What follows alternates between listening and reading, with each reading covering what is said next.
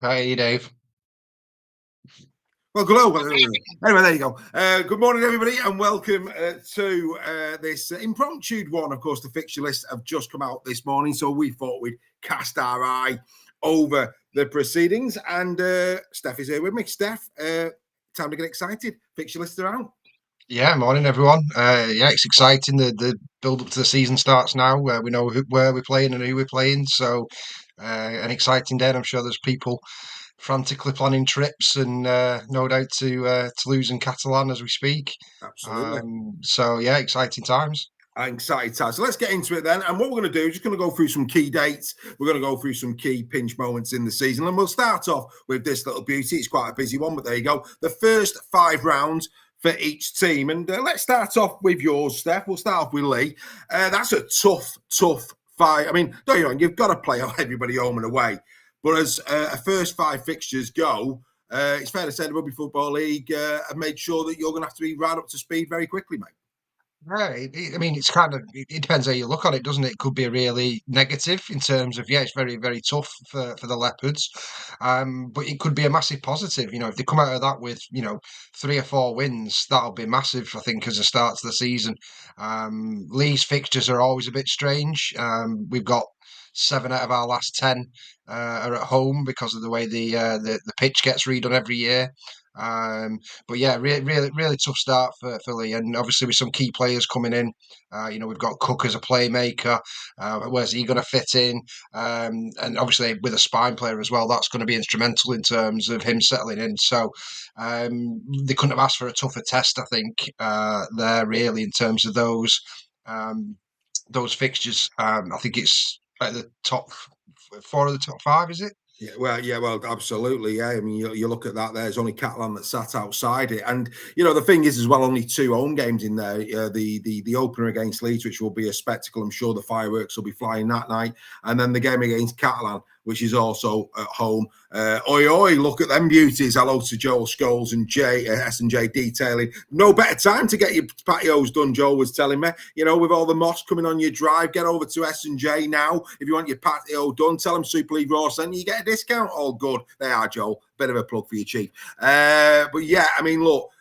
Difficult start that for the League Leopards. Right, let's just change track a little bit. The last year's finalist, of course, KR, we know it's going to be tricky because of Vegas. We know that. Of course, that third game on their fixture list is Vegas. It's going to be interesting to see how they do around that. And that could cause problems for them or not. Of course, Warrington are in there as well before they fly. They've also got, of course, the World Club Challenge to contend with, as well as that trip to Vegas. So it's going to be very interesting to see how KR go over those first 5 rounds. I want to switch attention to the beaten finalists. Not a bad opening 5 for the Wigan Warriors. I mean, with the exception of that battle on the borough in round number 3 at the Brick Community Stadium, and this is not being condescending to anybody. 2 newly promoted sides in Toulouse and York are in there for them. Castleford, who finished, 11th last season. And then, of course, FC. So, I mean, as opening starts go for the Warriors, I think Matt, Pete and his lads will be looking at that thinking, we want to be top of the table after 5 rounds. Yeah, the complete contrast to Lee's fixture list. But like I said, apart from the Battle of the Borough, you'd expect them to win all of those games. I think the Lee one is at the Brick as well. I think so. So again, you'd probably, given Lee's record there, apart from the 1-0 win, first game of the season last year, Lee's record at Wigan is atrocious, isn't it? Really, it's once in 40 odd years. So you would have Wigan for favourites for that one as well. So yes, you would expect Wigan to be top of the table, I'd say, after these fixtures. There may be the odd one, who knows what all FC are going to do. They've recruited really well. Castaway will be tricky. First game of the season. Especially with their recruitment and what they've done, and also the weather conditions, which you've got to factor in for grounds like Castleford. That will be a factor in that game as well. So Cass will fancy it. It's a good time for them to play. We're going to think the advantage in terms of the pitch and weather conditions and stuff will definitely be a bit of a leveler in that one. So, but yes, very very favourable for Wigan. They'll be happy with that start to the season. Yeah, absolutely. I couldn't agree with you more. And I don't know about you. I said this in the real. I did a reel. You just saw it yesterday across our socials with regards to the round one fixtures, and of course getting a bit giddy in terms of all of that kind of stuff. It does. Castleford and Wigan do tend to get drawn. Quite a lot early doors in a season. I mean, again, I completely agree with you. A lot of fascinating narrative there. Ryan Carr's first game, of course, for Castleford Tigers. How are they going to go? Of course, it's a home game as well, so they'll be wanting to start strong, and again, that's going to be a very interesting game for them. I mean, the round one fixtures came out yesterday. It's a crying shame, isn't it, that the Friday night has got 3 games on and 2 blockbusters at the same time in Leeds and Lee at the LSV, and of course Warrington taking on Saints. It's such a shame that those two have clashed because, again, in terms of viewing figures and numbers, we say this all the time for Sky. They'd probably get more, wouldn't they, if they split it? Oh, they definitely would, and I can't see logical reasons why we couldn't do it. And the TV cameras are there anyway, so why not just have them at different times? We've got seven get rounds to play, 7 games to play, sorry, each round. Yeah, There's more than enough slots there with one Thursday, one Friday. Um, two or three on a Saturday and 2 on a Sunday. There's no reason why they couldn't do that and make it work with the kickoff times. Clubs need to be a bit more flexible in terms of maybe a 1 o'clock kickoff on a Sunday. That would probably work. You could have a lunchtime kickoff on a Saturday. With a 3 o'clock and a 5 o'clock maybe, so it's definitely doable, and it does affect when you compare it against other sports. And it's been great the viewing figures have been up this year, but if everyone could watch every game live, that would have a massive impact on the viewership, the advertisements, everything that goes with that. So disappointing that we're yeah. having clashes again. Yeah, I mean, especially one game on the Sunday. I mean, that'd have been the perfect place to put us to one of those games, without doubt. But yeah, whichever. I mean, and again, do you know what? I hate to say, you'd think, you would hope, you would think that it would be Leeds that would be on the main channel, third against fourth last season. Something tells me it'll be Warrington Saints, which It again, is. It is Warrington Saints. yeah, exactly. So I've not looked at the scheduling yet, but there you go. Without even looking at the schedule, I thought that's what they do, and it's such a shame. That is such a shame. Right, let's spin our attention then. So, like I say, Wigan very very favourable in terms of opening fixtures. I mean, if you actually look at the first 2 rounds, there's no doubt about it. Lee, Saints, Warrington. You throw. Well, we'll come to York in a minute. There's a few that have got really, really tough back-to-backs to start of the season. Let's go to these newly promoted sides. We'll start with the Bradford Bulls. They have got FC, Catalan, Toulouse, Saints, and Huddersfield. It's not as bad as it could be. It's not as bad as it could be. What do you make of that? I mean, look, I always remember Wakefield. I said this on the reel last night. I always remember Wakefield last season coming up, going to Leeds. Nobody gave them a prayer, and then they go and turn Leeds over at Headingley. In terms of I get my words out in a minute. In terms of Bradford Bulls going to the MKM, they'll fancy that, won't they? They'll fancy it. We want to see what Bradford are all about. It's one that Hull FC cannot take for granted, hence Leeds last year. Yeah, absolutely. All the newly promoted sides are the unknowns, aren't they? And this is where it's difficult for coaches to prepare for them, because there's so many unknowns, there's so many new recruits. They're going to get a lot thrown at them, and then you put onto them the passion of that first game and wanting to go the extra mile. Really put it in, and it's a tough one for any established Super League side to get a newly promoted team first game. But a bit like we said with Castleford, for those first 5 fixtures for Bradford, there's not many teams who are going to be wanting to go to Odsal in February. No, That's going to be a big factor again, in terms of how they utilise that to their advantage as well. But it is a mixed bag. There's definitely opportunities against Catalan based on their form last year, and Toulouse, and you'd even throw Huddersfield into that as well. Saints you'd expect to be too strong for them, but again, you just never know. And Bradford have got a good opportunity there to start the season well, and if they can pick up a couple of wins, that'll be a very good start for them. Yeah, absolutely. I mean, obviously, they'll look at Toulouse, who have also come up, and they'll see that as an opportunity. That one's at home, so they'll probably fancy that. And Catalan is also at home, so two back-to-backs against the French clubs at home. They want a big crowd at Odsal, of course they will, to welcome those two, and of course the dawn of a new era Super League from their perspective. It'll be very, very interesting. In terms of we've spoke in the past about the disappointing seasons of let's go to three disappointing seasons really last season. Starting with Catalan, they we'll do the other newly promoted in a minute. Catalan have got Giants, then the Bulls, then say, I mean, a good start. If you're, and again, not being disparaging, the ball's not being kicked, but for them to have the Giants and then the Bulls, Joel Tompkins will take that. After that, he's got a real test on his hands going Saints, Lee, and KR on the spin.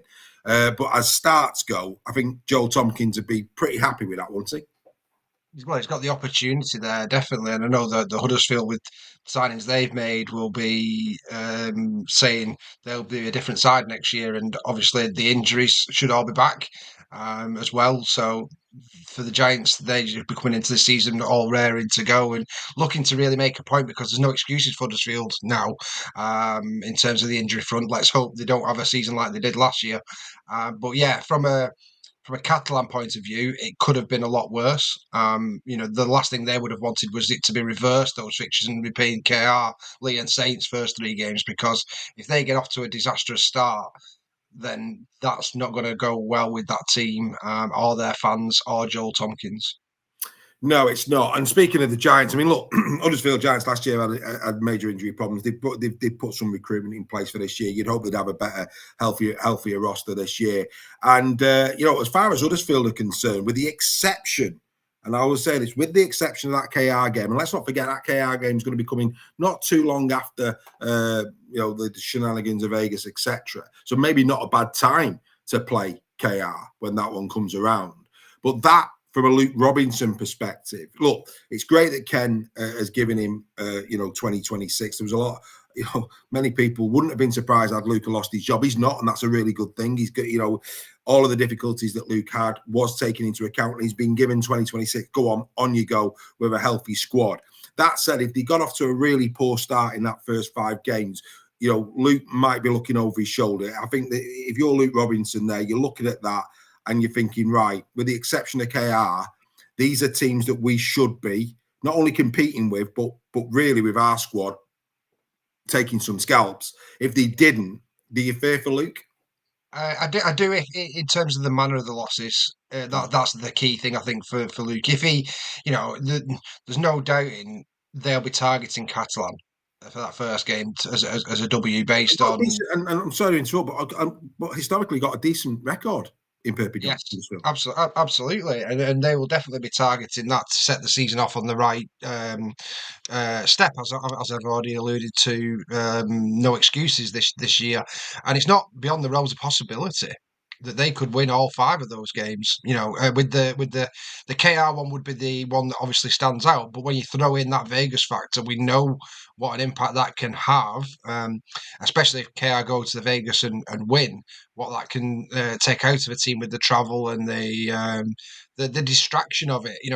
That's the big thing. So I think that's a cracking set of fixtures for Huddersfield against some good teams. Wakefield, they're going to be a very strong team again this year. I expect them to at least be in the top 6, if not finish higher than what they did last season. So that's going to be a really tough one. And if Huddersfield can get a scalp in Wakefield, yeah, that definitely sets them up for the season. Then going into Castleford, all winnable matches for them if everything goes as we think it can for them, and they don't have the injuries. Yeah, absolutely. And then, of course, Warrington Wolves. I mean, a really poor season for the Warrington Wolves last season. They're going with youth this year. There's a lot of excitement around their acquisitions thus far. Is the pack going to be big enough? A lot of questions there. Will Ewan Irwin start? Another big question there. A lot of raps going Ewan's way. Bottom line is, though, for Sam Burgess, that is a difficult start. They're going up against the Saints team, the unknown Paul Rowley Saints team. We know Paul, what he did with Salford at Warrington last year. Saints will be bang up for that. They'll bring a partisan crowd. I've got no question in my mind with regards to that should be a sellout. There's no excuse for that not being a sellout. Opening game, Saints Warrington at the HJ. That should be a sellout. That's going to be a tough fixture. And then, of course, going up against KR. Again, KR will have a lot on their plate. We've said that. They've got a lot on their plate. Maybe not a bad time. Not a bad time to be going up to Craven Park. But this is a tough start. And then Wakey, who, let's be fair, Wakey have been exceptional in 2025. They beat Warrington, of course, at the HJ in 2025. They're a good side at Wakefield Trinity. It's unthinkable, isn't it? But if Warrington were pointless after 3 games, it's unthinkable. But if they were, Steve's there now as well. Would there's no doubt about it. I think Jungle Drums would be beating, wouldn't they, if Warrington were pointless after 3 games? Definitely. I mean, I've got Sam Burgess right up there with Luke Robinson. As probably the coaches under the most pressure. There aren't new coaches coming in that will be given a bit of time. Obviously Paul Rowley's going to be under pressure, but he's brand new. Ryan Carr at Castleford, brand new. So Luke Robinson and Sam Burgess are going to be the two that are going to have the biggest scrutiny on them at the start of the season, I think, and that's a really tough start for Warrington. A bit like with Lee, it could make or break.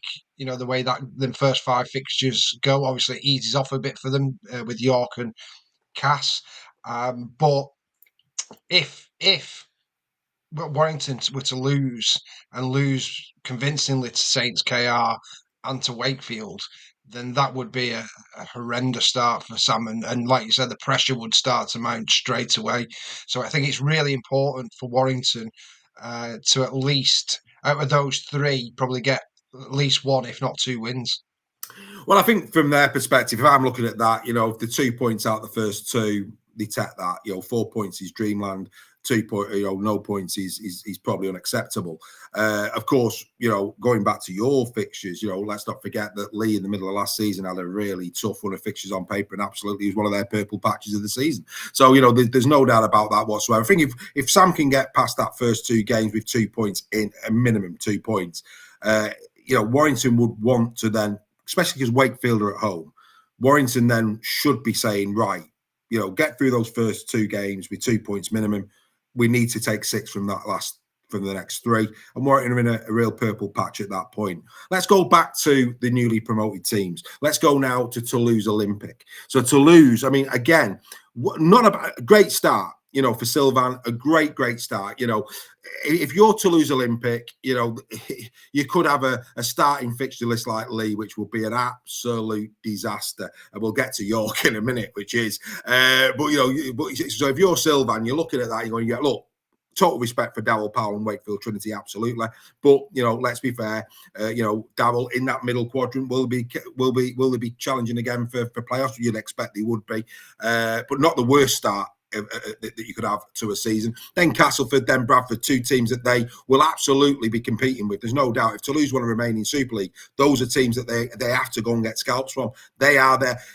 For a team like Toulouse, Steph, that quadrant of teams, Bradford Bulls, Castleford Tigers, York, I'll put Huddersfield in there as well.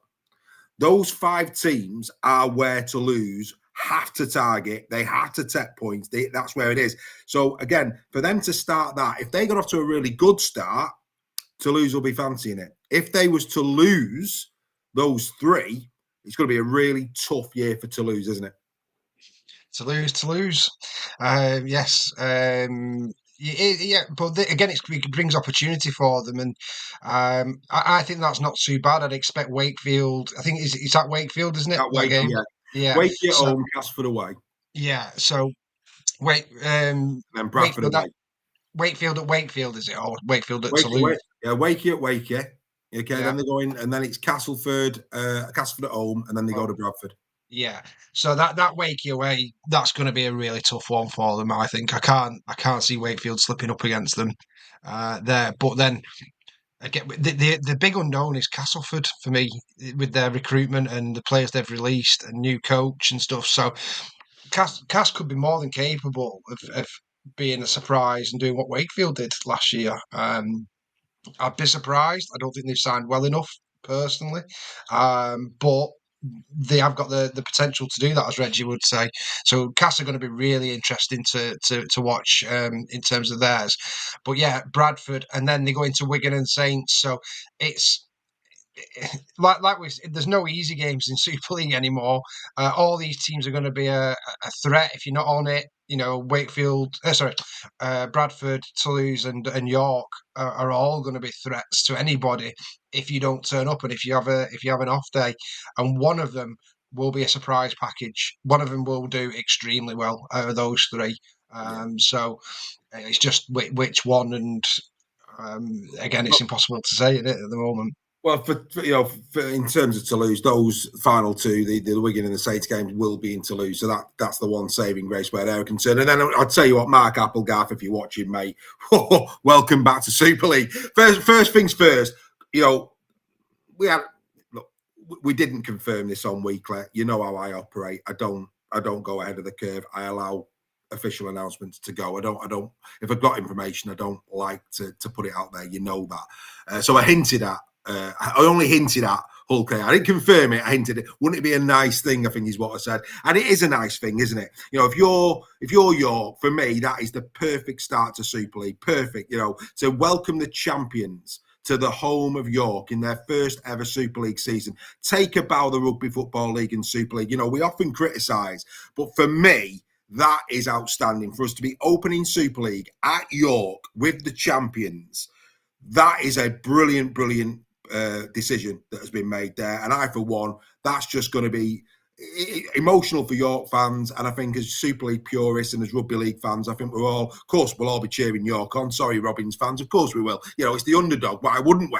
That's nothing personal against you. But I really like this, Steph. I like it a lot. I can't wait. Can't wait for the 12th of February for that game. Yeah, no, it's going to be a cracker, and I think you're right. It's probably not maybe from a winnable perspective from York, but you never know. First game of the season, many people said Lee wouldn't beat Wigan, and it was a 1-0 thriller. So, but no, I think this is even a bigger task for York to beat the champions, obviously. But it's local. KR will travel there in numbers. York will have a really good, solid fan base next year, which will grow year on year, hopefully, if they stay in Super League. So I'm expecting this one to be a sellout, bolstered by a really strong travelling KR. I think it's perfect time for that because you're going to get people who want to go to this game because they're desperate to see rugby again. So that will increase and swell what KR always travel strong anyway. But I think they'll snap up any available tickets should there be any in the York end. But York will have a really strong fan base there as well. It's the excitement of Super League, which they've never had before. All the other two, Toulouse and Bradford, have experienced Super League. York haven't. So there's going to definitely be a buzz around that city for this fixture. So it is perfect in that respect, and I think all the opening grounds have got potential for really good crowds. You think Lee and Leeds will have a good chance of selling out. Saints Warrington should be a sellout. Cass Wigan, that should be close to a sellout. This one should be close to a sellout. MKM will be 10,000 plus. Wakefield should be a sellout just with their home fans. So I think the only one that is Huddersfield at Catalan away.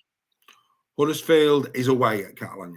Yeah, so Catalan will have a 10,000 plus crowd. So because we've got the extra fixture, this should be a record-breaking opening round for me, or close to it. I think the only downside is that Wigan are. Wigan and Leeds are both away, which would normally probably posting 15,000 plus crowds. So they're going to clubs which have got 10,000 capacity rather than that. So that may affect it a little bit. But even so, it's going to be a really strong attendance for round one.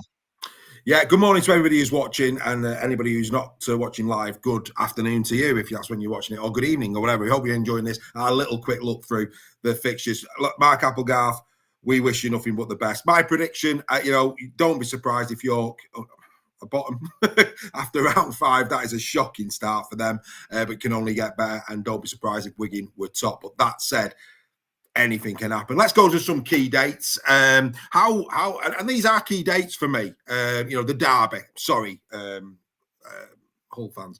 The Derby, 3rd and 5th of July. They're the 2 dates for them. In fact, there's a theme here. There is a theme. The Hull Derby, 3rd and 4th, 3rd of April, 4th of July. The old rivals, good to see Bradford and Leeds reuniting. That's a new one. Again, same weekend. And of course, a new one, the Battle of the Borough. This is new, but it is growing all the time. And of course, there's the Saints, Warrington, etc. But there's a narrative there in the same postcode. It's really starting to gain momentum, this one. Yes, Casford, Waking, all the rest. I get all of that. But these are the ones that I think will generate a lot of interest come the time from around the league, not just within the actual the fan group themselves. Battle of the Borough, 26th of Feb and the 31st of July. Dates for the diary. Blockbusting games. What I would hope is that Bradford can be competitive, that FC can be more competitive. FC have been shocking in that derby over the last few years for obvious reasons. We want FC to be posting against KR just to get that. I think it needs it, doesn't it? It needs an FC shock win just to get a bit more spice into that game. Would you agree? It's with any derbies, we want close games, don't we? And unfortunately, for the whole derby, it's been all Hull KR recently. But we'll see, because Hull FC have signed, pretty strong for next year. They should be improved on what they were last year. Another year under Cartwright will, I think it's been a fantastic coach for them. Done a really good job at FC. Again, another one that's been unlucky with injuries to key players in the likes of Cesar Asiata, Price. He's been quite unlucky with key spine players as well. So FC should be much improved, and it would be great to see them, if not beating KR, at least be, from a neutral's perspective, a really close game. And I think we may get that next year. I think we may get that. They'll probably be missing Big Herman on the 3rd, but hopefully he's back for the 4th of July. And of course, the Battle of the Borough, Steph. I mean, this is delivering now. And of course, we had the skullduggery between Wigan and Lee at the back end of last season, which again just adds to the spice and razzmatazz of it all. You're a big, you're there, you're within this particular battle, but as a neutral, it is getting a little bit of spice. It is getting a little bit of interest. It's a good thing, and no doubt about it. When the fixture list came out, these were 2 fixtures that you'd have circled straight away.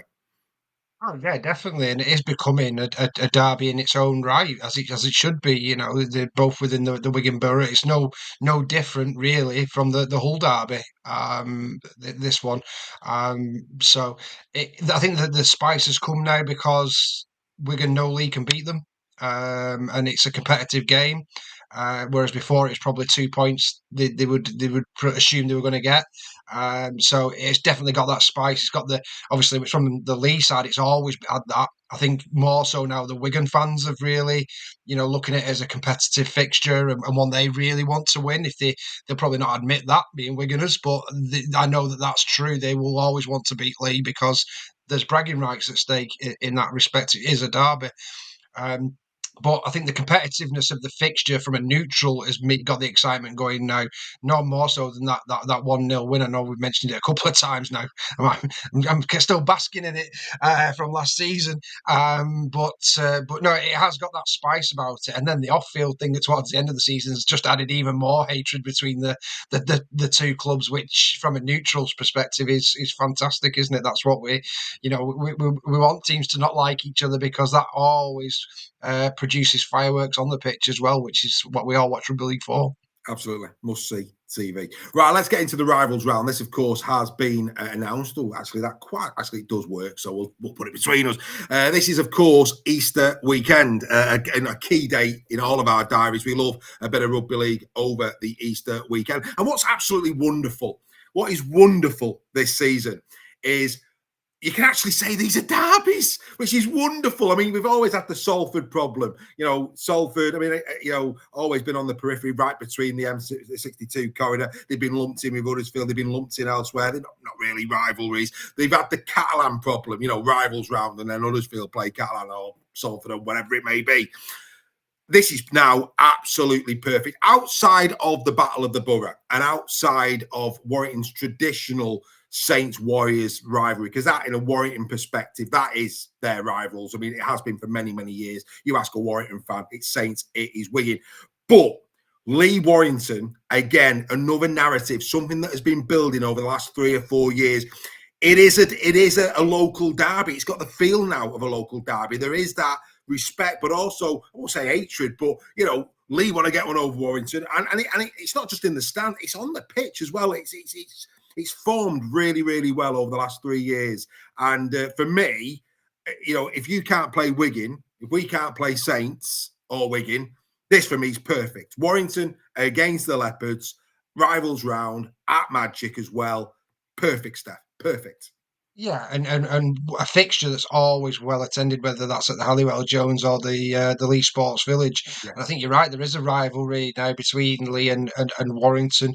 There is that. Obviously, there's the Wigan Saints thing, which will never be beaten or bettered. That will always be that derby.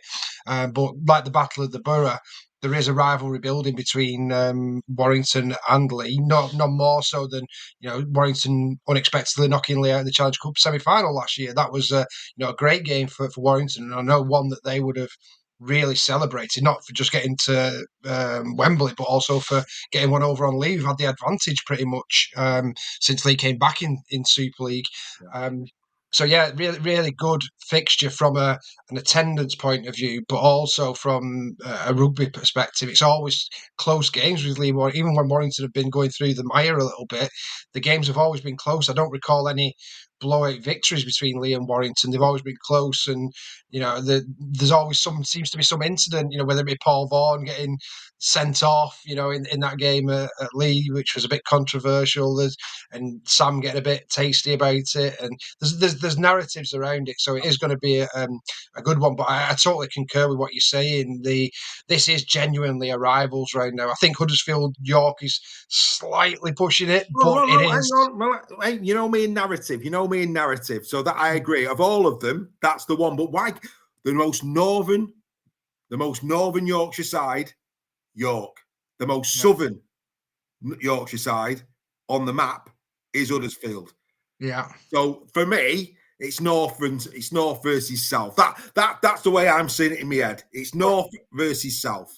Yeah, and it's a bit like the Lee Warrington one, because Lee weren't in the competition. There was never a really a rivalry. So there's no reason why that can't build now with York and Huddersfield and become one.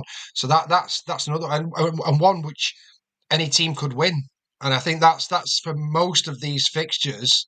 You could argue any team on the day could win it. And the one I'm most excited for, though, out of all of them, is Bradford Rhinos. I think at Odsal in April, that's going to be interesting. To see how we've seen 20,000+ at Odsal for games of this stature. So I'm just hoping the Leeds fans travelling numbers, which I'm sure they will, but also the Bradford fans turn up in numbers specifically for this game, because at the height of Bullmania, this was a fantastic fixture that every neutral looked forward to.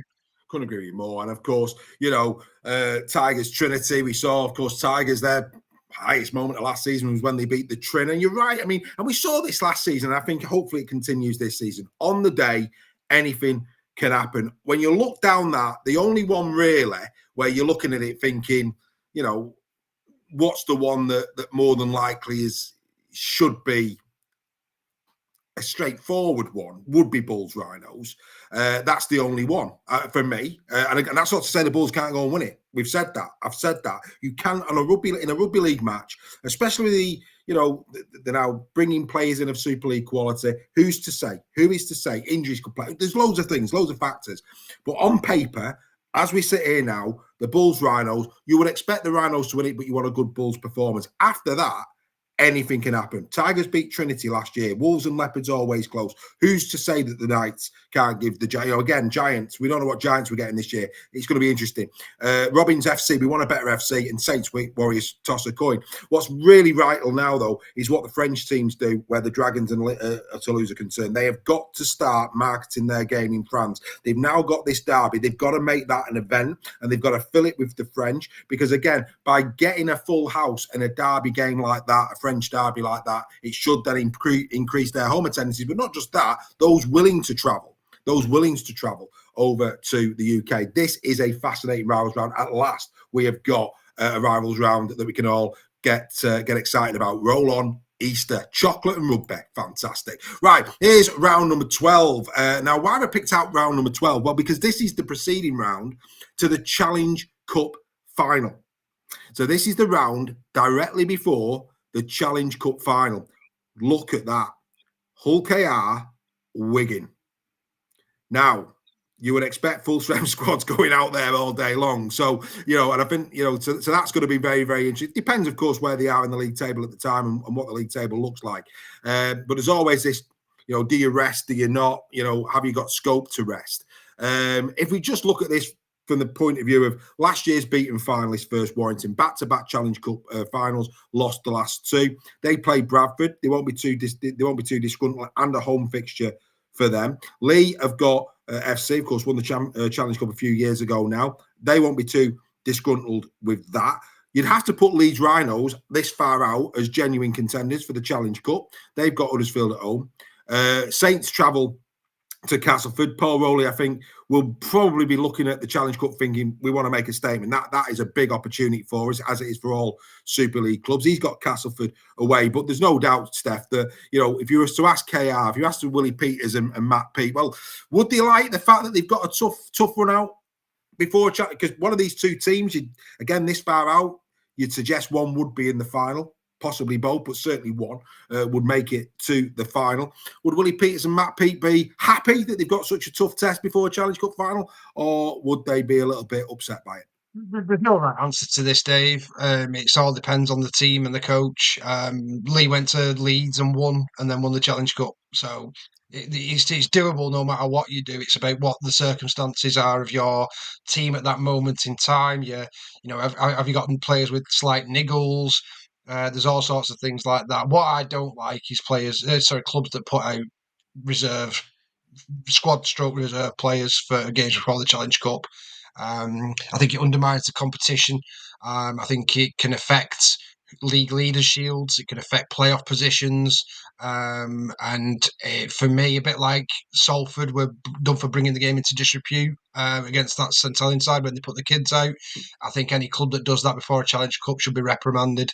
If there's it should be done on a percentage basis. If you change more than 25% of your team that played the previous week, then you should get a massive points fine or even league point deductions. For me, it brings it undermines the competition of Super League, and it's disrespectful to the other teams who are not competing for the Challenge Cup but are competing for the league positions. Yes, hello to Carl Giles. A tough start to the season, but really looking forward to it. Great to have your company, Carl. I think that's the first time I've seen you in the chat. Also, Carl Shaw, good morning to you. Right, let's finish this one by looking at the last 5 fixtures. Okay, so of course this is where those at the top of the table, these are key games because, of course, the League Leaders' Shield will be looming large. Let's go to the champions. Their last 5, Castleford, Catalan, Toulouse, then the Warriors. Now, people are saying, the graphic must be wrong because of Leeds and KR have got Wigan last. There's a little bit of a fluctuation in KR's fixtures because of Vegas, etc. So these are the right fixtures in the right orders. Don't worry about that. But yeah, as far as KR's running is concerned, that said, that can't be right. We can't Catalan twice. I'll check on that. That doesn't look right to me. But I do know, because all my attention was on Wigan. Why is Wigan there? But it is right because I checked it. But I don't get how Catalan can be twice in that period. But anyway, so I'm just going to check on KR's last game of the season. I'm not sure whose it is. But as it looks there, that is a massive game, isn't it? The game before the end of the season. Wigan against KR. That could be the battle for the Shield, couldn't it? It could, yeah, and it's interesting how Wigan seem to get KR, isn't it, towards the back end of the season. But yeah, I mean, it's the unknown, isn't it? But you would expect those two clubs to be right up there, and if it's not for league leaders, it's certainly going to be for potentially a home playoff game. So, Just quickly, the second Catalan the last game of the season is Saints for KR. So the last, so if you go across, is Saints. So that's their last game. So I don't know what's happened with that graphic. That is the wrong graphic. So I'm just going to go and find the right one and put it up. You carry on, Steph. I forgot. Oh, it was just KR Wigan, wasn't it? So yeah, it's going to be interesting. There is some tough run-ins there for clubs. Like I mentioned, for Lee, a lot of home games. There's a couple of other clubs I think that have got a similar situation to Lee, where they'll have an abundance of home games. So it's going to be very interesting to see where we're at, because there's so many unknowns for me going into this season with Castleford, with the new promoted teams, with Huddersfield, all of whom you'd think would be more competitive than they were last year. So very, very interesting. Yeah, it is absolutely. I mean, like I say, that's a blockbuster. It's almost like it's meant to be, isn't it? It's almost like it is meant to be. Don't know what's happened there. Do you know what? I went through that so many times before we started, and I've still managed to get it wrong. It was a labour of love, but never mind. But yeah, it is Saints. It's definitely a tough end there to KR in terms of Saints. Like I say, don't know what's gone wrong with that, but there you go. There you go. But Wiggins is, I believe that Wiggins is right. So I'm happy with Wiggins. Again, it's not the worst running, but that one against KR is going to be the key one, isn't it? I mean, Leeds as well, second to last game of the season. That's going to be a tough little spell there for Wigan, isn't it? Yes, yeah, it is, and that's away as well. That's at Headingley, that. Yeah, it's a tough run. I mean, Wakey, we expect them to be doing really well as well. So this is the thing though with there's no easy games No. anymore. It's what we all wanted. Um, and I just hope that the teams that come up are competitive. And London have proved that they can do that. The unknown's going to be whether three teams can recruit strongly enough to do what Wakefield did last year. I don't think they will. I think there'll be at least one of these clubs that really struggles when they've, get into the full time, if not two. And I think one at least will do really well. But time will tell. Time will tell. But yeah, I mean, look, that cracking fixture, that one, absolutely belting fixture, that one between Wigan and KR1. Their last five: Cats, Toulouse, Wigan, Huddersfield, and Saints. So there you go. Don't know what happened with that. Like I say, do you know what? God knows, mate. From half past 9 till 10 o'clock, I'm messing about with that, and somehow I managed to upload the wrong one, and the one that I did isn't saved. Unbelievable. So I do apologise to people. These things are done on the fly. But anyway, they are the, like I say, a little whirlwind tour. Lots of rugby to play anyway between now and the back end of the season, regardless. What we do know is a befitting rivals round. We've got Vegas. We've got a World Club Championship that's a sellout. That's going to be absolutely wonderful. We've got incredible narrative. How are the three new teams going to do? Are Warrington going to be better? Are Catalan going to be better? Are Huddersfield going to be better? If they are, what does that mean for the likes of Wakefield, who and Saints? So many questions. I mean, it really is. I think the only thing that we know going into this season is that KR are the team to beat. That's it. I think with regards to everything else is up for grabs. The top six are up for grabs. Anybody who finishes above KR probably wins the league leaders shield. I'm going to go as far as to say that now. And anybody could finish bottom. Well, not anybody, but I think there's 5 or 6 clubs that will be vying for bottom. And that's what you want. When you're going into a season, you want more questions than answers. And we're going to be discussing this on weekly between now and the new season starting. And no matter what you say, Steph, it's all pie in the sky. It's what makes these shows. Without debating, without trying to put some scenarios together, we haven't got a show. But the bottom line is, there's plenty here to get excited about going into 2026, isn't there? Massively, yeah. The unknown brings excitement, doesn't it? And that's one thing we do know is there's 3 definite unknowns coming into the competition. Then you've got the clubs of like that were the lower end of the table last year, with making big strides in terms of not only on-field players but off-field coaching staff. Then you've got the factor: is anyone going to have the injury crisis like Warrington had, like Huddersfield had? So there's so many unknowns. It's going to be a fantastic season. I think everyone wants it to start now. Yes, I think they probably do. And this afternoon, I'll be speaking to my contacts at the Rugby Football League. I'll see what we can do around Magic Weekend as well.